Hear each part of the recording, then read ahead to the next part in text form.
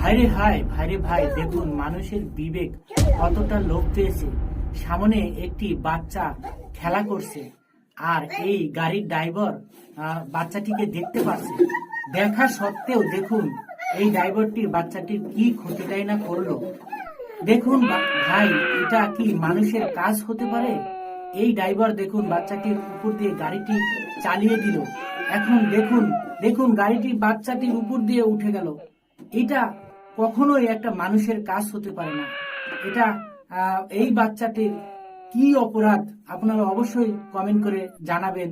দেখুন বাচ্চাটি উঠে দাঁড়িয়েছে, আল্লাহর অশেষ রহমতে বাচ্চাটি বেঁচে গেছে, কিন্তু বাচ্চাটির অনেক ক্ষতি হয়ে গেছে।